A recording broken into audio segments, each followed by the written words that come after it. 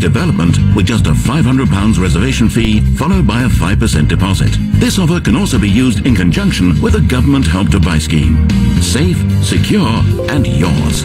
For full terms and conditions, visit western-homes.com. N-Powers asked me to seek out some family superpowers. This is Russell.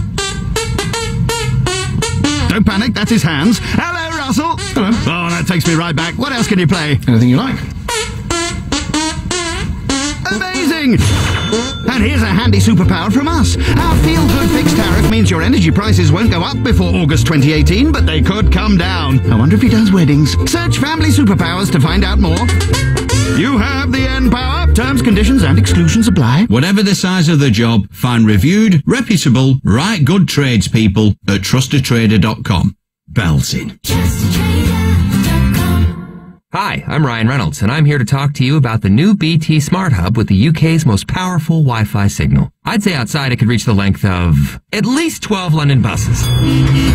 The Dallas Cowboys cheerleading squad lay end-to-end. Hi, Ryan. Hello, ladies. Or over 800 curly whirlies, which I hear are an English delicacy. BT Infinity, the UK's most powerful Wi-Fi signal. Visit bt.com/smarthub to find out more. UK's most powerful Wi-Fi signal versus major broadband providers. To verify, go to bt.com/smarthub. Performance varies by hub position. Lanyap. It's a Cajun word. When you buy 6 apples, then discover they've given you 7, Lanyap. Crayon Financial. Like all good mortgage brokers, search the market for the most competitive mortgage and remortgage deals. But if you buy through us, we'll write your will for free. Lanyap. For expert advice, call Crayon Financial Services on 0208 572 4455. That's 0208 572 4455. Your home may be repossessed if you don't keep up with your repayments. Visit crayonfs.com. What'll it be, red or white tonight?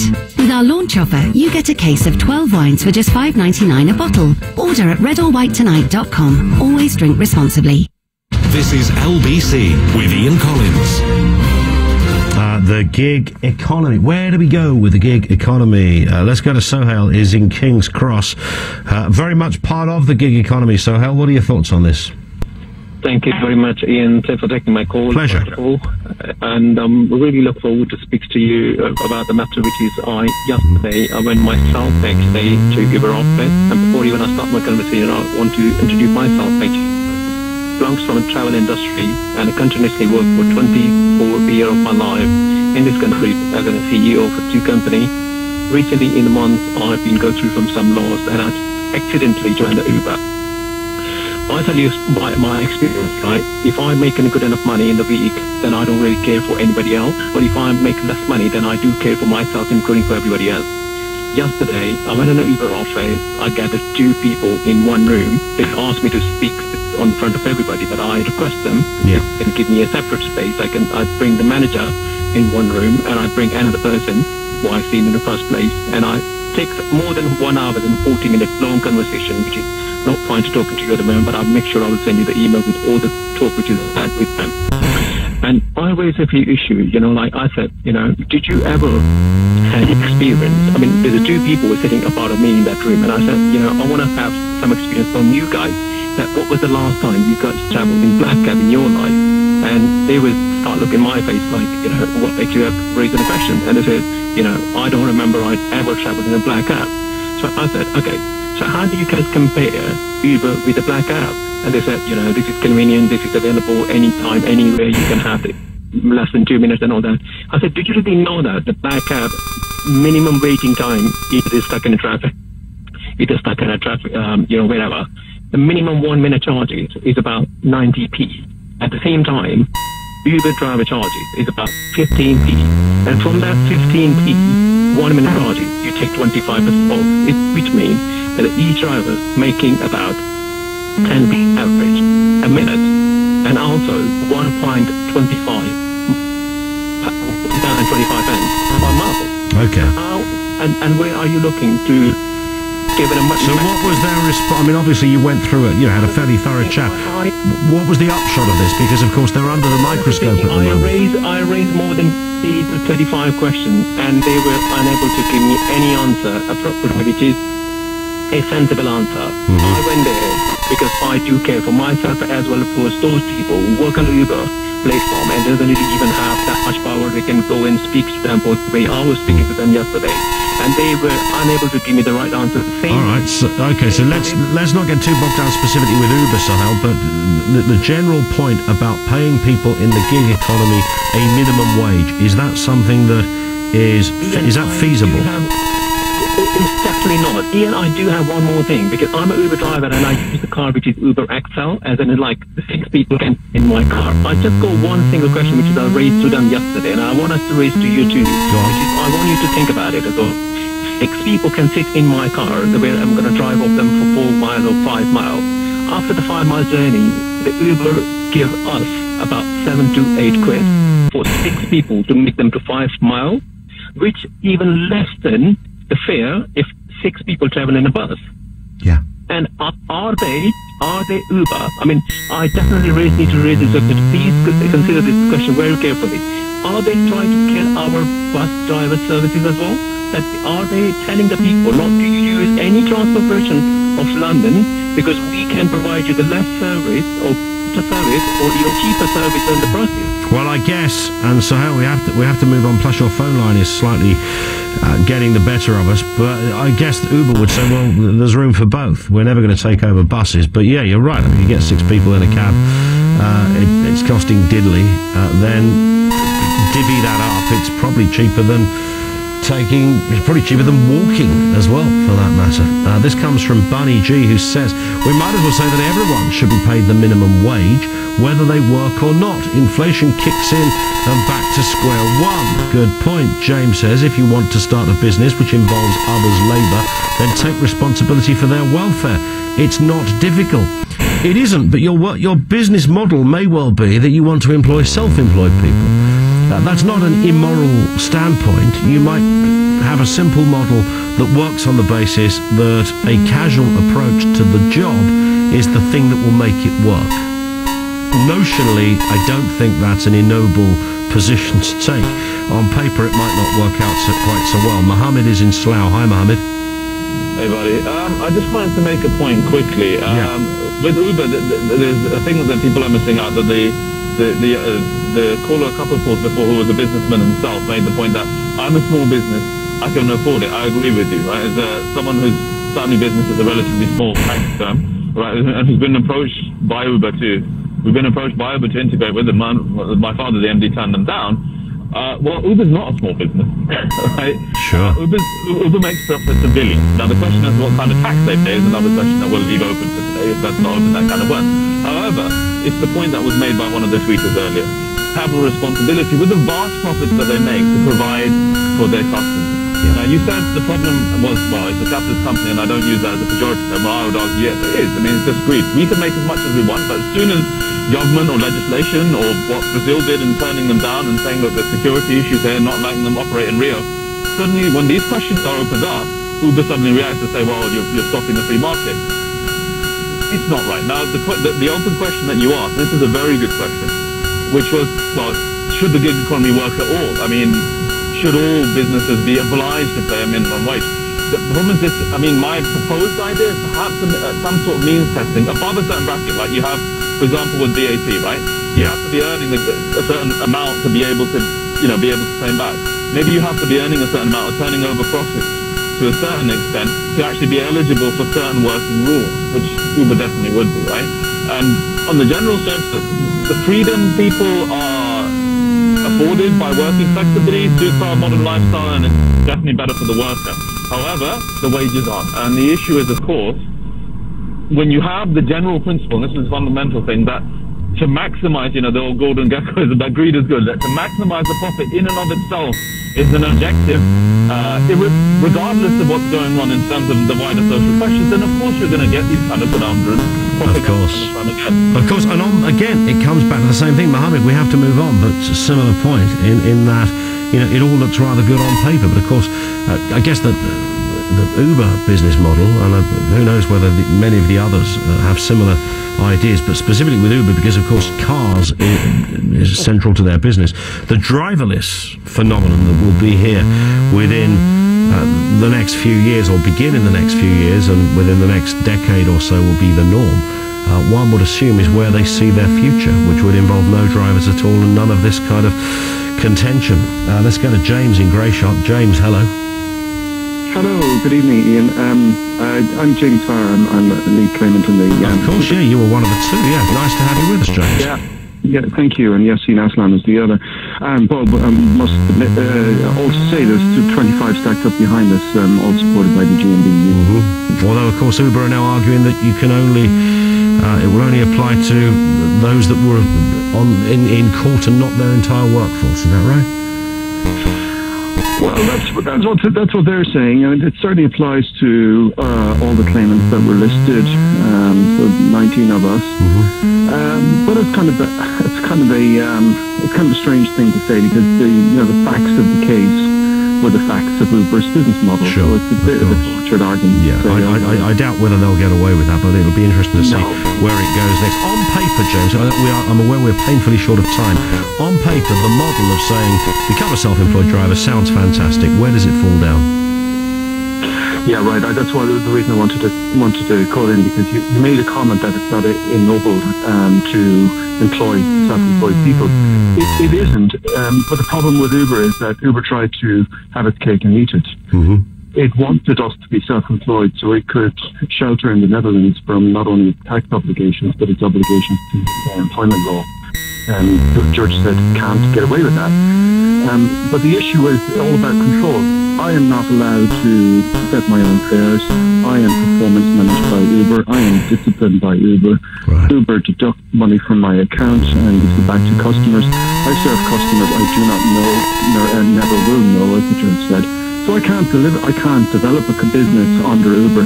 As the judge said, the only way I can develop my business is drive more hours. So that's not really... So it's pushing the self-employed description to an area that it was clearly never intended to go to. James, we hit the clock, but I'm really glad you got that point out, because I think that was probably the salient aspect of the case, and certainly an area that I hadn't really thought of it in that respect, that you can't grow the business. So the idea that you're self-employed only in terms of the hours you can work, not in terms of prices you can set or other conditions. That was James Farrow, one of the people that took Uber to court via the union, and well, it appears have had some success. We'll see how the appeals go on that. I've got to talk poppies. I have to talk FIFA. I have to talk poppies and FIFA. It's a lethal combination. We'll get angry, annoyed and all bothered with this one after the news, which is next. On FM, online, on your mobile and on digital radio. Leading Britain's conversation. This is LBC. From Global's newsroom at 12 o'clock, it's reported a soldier's died and another has been injured at RAF Tain in Scotland. LBC's Rebecca Williams has more. Police have sealed off part of the bombing range used by the Royal Air Force, Army and NATO forces for training. It's understood the incident happened during a live firing exercise. Officers were called to the base in Easter Ross earlier this evening to investigate. The infantry soldiers' next of kin haven't been informed yet. Two new polls place Donald Trump ahead of Hillary Clinton 1 week before Americans vote on a new president. But LBC's US correspondent Simon Mark says the national polls only tell half the story. They don't necessarily tell you what's happening in the battleground states, those states that sometimes vote Democratic, other times vote Republican, where ultimately this election will be fought and won, but they certainly make very unwelcome reading for the Hillary Clinton campaign. A candidate in the UKIP leadership race has told LBC the death penalty should be reintroduced for paedophiles and child killers. Obviously depends what you define as a paedophile. Someone who's pre-pubescent, I would have the death penalty for somebody who's evidently pre-pubescent. Below 12. Yeah, I'd have so 13-year-olds are fair game, are they? They're fair game for the current punishments that we dish out to people right now. Jonathan Rhys-Evans there, who joins Suzanne Evans, Peter Whittle and Paul Nuttall for the first broadcast debate of the campaign. Mr Nuttall also backed executions for child murderers. Watch the debate again at lbc.co.uk. A 41-year-old man has been arrested on suspicion of a missing woman's murder. 39-year-old mother of one, Anita Stevenson, was last seen by her partner at their home in Birkenhead 2 weeks ago. Met counter-terror detectives are questioning a woman after she was arrested while attending a central London police station. 25-year-olds being held on suspicion of the commission, preparation or instigation of acts of terrorism. And the UK government spending nearly £2 billion over 5 years on cybersecurity. The head of MI5 says Russia is using online hacking as part of its foreign policy. Member of the cyber terrorism project at Swansea University, David Mayer, has told LBC the funding's been nearly doubled. And that's up over an £860 million investment from 2011 to 2016. And what this means is that the United Kingdom government has recognised that their investment in cyber so far has been, to be fair, lacking, and that other nation states are well advanced of us. LBC weather, dry and clear for most, some blustery showers for northern Scotland, a low of 5. That's a frosty start for the day, with some sunshine, a high of 11 degrees. From Global Newsroom for LBC, I'm Charles Rowe. This is LBC from Global, leading Britain's conversation with Ian Collins. Call 0345 6060 973. Text 84850. Tweet at LBC. It is the tricky third hour. Welcome everybody to Wednesday here on LBC. Lots to get through in this section, including this. We believe very firmly that it should be people's right to wear the poppy if that's what they wish to do. We would support, obviously, the wearing of a poppy on the football shirts, whether on the shirt itself or indeed, if there's a proper compromise, then on the armband. Well, that sounds like a proper compromise, but I'm going to extend this just beyond the FIFA story. If you're not familiar with the FIFA story, I'll bring you that in a second, but the wider question about not wearing the poppy. Is it Jon Snow on Channel 4 that won't wear the poppy? I think he won't wear it. He's got his own reasons for that. Many people do have their own reasons for it. So why would you not wear a poppy? 0345 6060 973. If you go into TV stations at around about, and you're going to be on air around about this time of year, newsrooms and the like, they'll always have a box of poppies in the corner, and every guest will be offered a poppy. Sometimes it will be assumed you will wear the poppy, and other times you will be asked, would you like to wear a poppy? I think when I've done news reviews and guest stuff on Sky or BBC News, I don't think I've ever been with anybody who didn't wear a poppy. I did once not wear a poppy, but not on purpose, in that I wasn't offered one. I didn't have one on the jacket I was wearing because I changed it for the job, and ended up going on without a poppy. And then I got all this abuse on Twitter going, oh, you're not one of those people that don't wear poppies because you're some kind of pacifist. No, I just didn't get my hands on a poppy. That was it. Do you not wear a poppy? What's the reason you don't wear a poppy? I'd be intrigued by that. I'd be intrigued to know why you don't. We did a phone-in, didn't we, a week or so ago. Fascinating, frankly, to hear we were asked how or why or where people digest their news. You might remember we got into a right old hoo-ha with a couple of callers. Can't remember the fella's name, but he'd properly lost the plot by the end of it. Essentially, his answer to the question, where do you get your news from, and why do you not trust the mainstream media, was they didn't deliver the agenda he specifically wanted. That appeared to be the gist of it. So I'm aware that I only mention that in this context because I'm aware that there are people who sit outside, if you like, the realms of convention when it comes to all manner of things, and I would imagine similarly it'll be the same with the poppy. So if you actively refuse, I mean, some people just forget to buy one. It's quite easy to not have one. Some people just don't like the look of it. Some people give the money but don't wear the poppy. So you don't sort of have to wear the poppy in that respect. It's quite nice because it keeps the campaign going, the visual of the poppy. You don't have to wear the poppy. 0345 6060 973. Are you without poppy? I'd just be intrigued, and believe me, I've got no room to or reason to want to attack you for not wearing the poppy. I'm just intrigued as to whether you think it's part and parcel of now of a confused picture, that your original reason for wearing it you feel has perhaps dissipated a little from where we are today. There's that. There might be the pacifist response to it. Some people wear a white poppy, don't they? Which is meant to say, I'm a nice person, I'm a social justice warrior, look at me, I'm a helpless little snowflake, and I'm happy to show it via me poppy. 0345 6060 973. So Jon Snow doesn't wear one.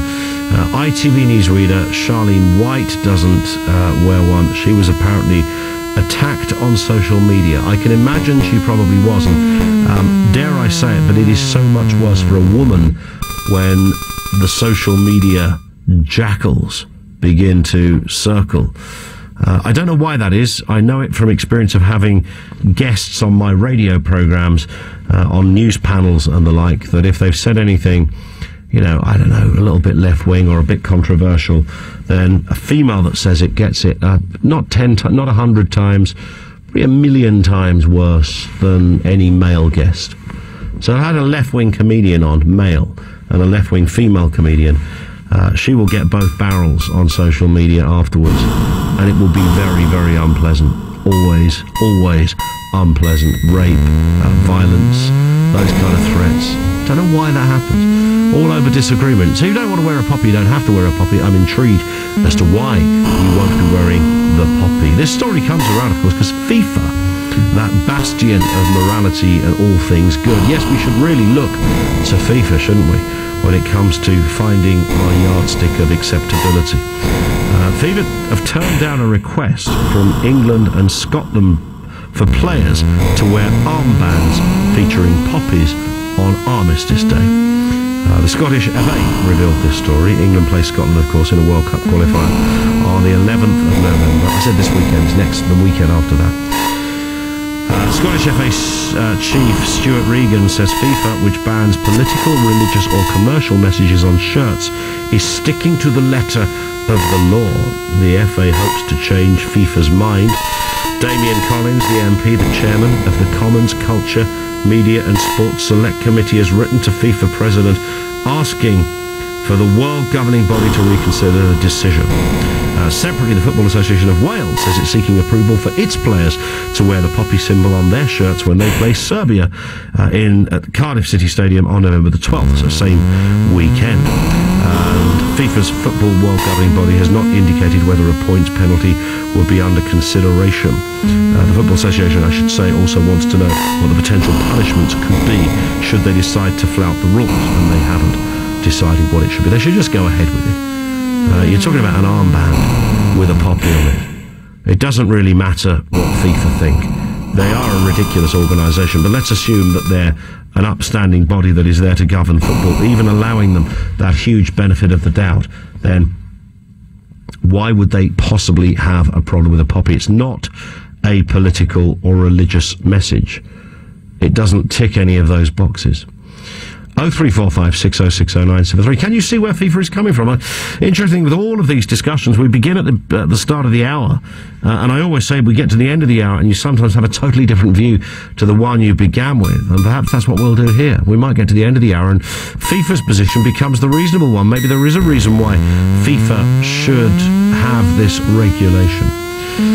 Malcolm says John Nichol, he was the RAF navigator who was shot down over Iraq with his pilot and became prisoners, has started a petition at change.org, so I reckon signatures on it will soar. I know John well, and he is incredibly passionate about this, and I think it's right that he's begun this petition to try and get FIFA to change their mind.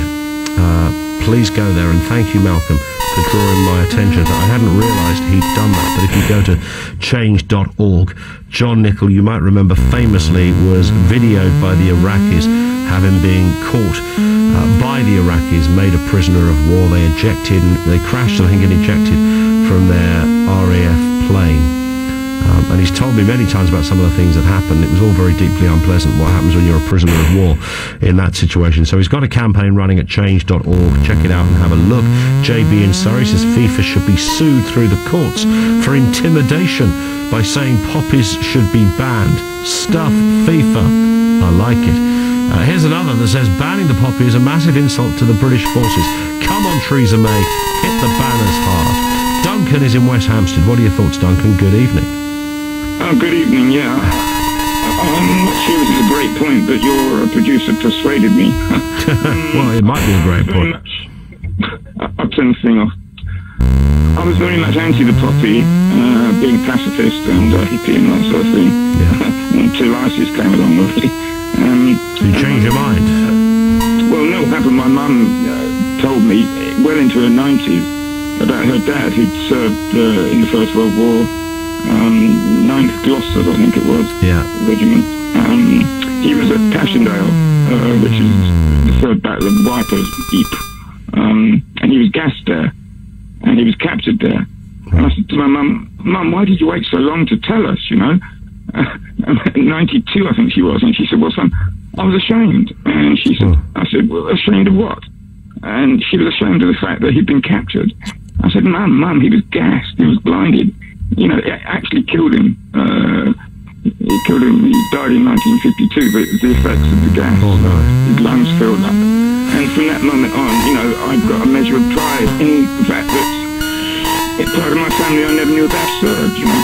That is incredible. So you didn't. So it's interesting, isn't it? How we, I guess, kind of form opinions. So up to that point, you'd taken a kind of pacifist position, and once you'd realised the extent to which some of your own family had not only had their life affected, but essentially lost their life through trying to fight for good. Did you feel robbed of, if you like, an opinion because of discovering that throughout those years you'd had a view that maybe you wouldn't have had? There's a question. I know.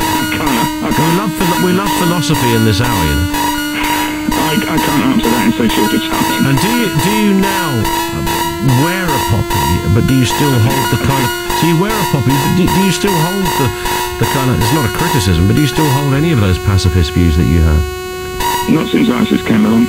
Well, yeah, no, it's interesting. Duncan, thank you. I think a lot of people would probably echo that. It's interesting that we all have our little trigger points, not a pun, where we decide that is the story that tips us into that opinion or takes us away from that one and puts us somewhere else. And that's the whole fascinating thing about being a human, isn't it? We can do that. We can kind of weave our way around the labyrinthine world of different views and challenge them and agree with them and disagree and come to new ones. There's no shame in changing your view. I guess it only becomes a little uncomfortable when you espouse one, but your behaviour and your circumstances clearly show a completely different one. That becomes maybe a little challenging. With the poppy, however, I can see how somebody might not want to wear one and decide that they feel it has a glorifies war. But it kind of if your standpoint is a pacifist one, then the idea that we wear the poppy, yes, okay, it helps those that have been injured, it helps families of those that lost their life, it does all of those things, but it does kind of also feed into the